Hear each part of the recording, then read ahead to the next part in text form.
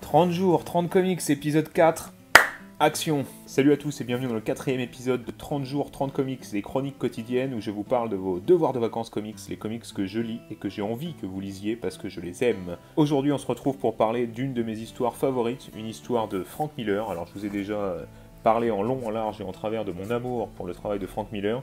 Et là on est clairement sur un de ses titres phares, je parle bien sûr du premier Sin City. Écoutez, je l'ai relu hier soir. Et ça m'a donné envie d'en parler dans cette chronique, tout simplement. Frank Miller est au scénario, donc c'est un scénario qui est vraiment en béton. On a du gore, on a de la violence, on a du sexe, on a vraiment tous les thèmes qui sont très chers à Frank Miller. Et il est aussi au dessin, et c'est l'époque où il savait encore dessiner. On n'est pas sur les espèces de merde qu'il nous a fait sur le Dark Knight Returns. Ouais, je prends parti, je dis qu'il y a des trucs de Batman qui sont bof, de Frank Miller en plus. Enregistrez ça parce que c'est collector. Mais là, on a vraiment des dessins. Je prends par exemple cette planche-là, voilà.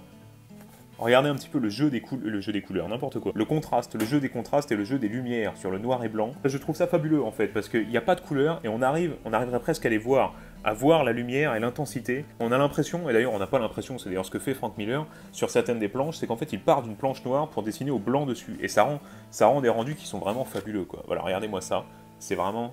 C'est du chef-d'œuvre, voilà, tout simplement. Donc dans cette histoire, on va suivre en fait l'histoire de Marvin qui part venger le meurtre d'une des prostituées avec lesquelles il a couché, Goldie.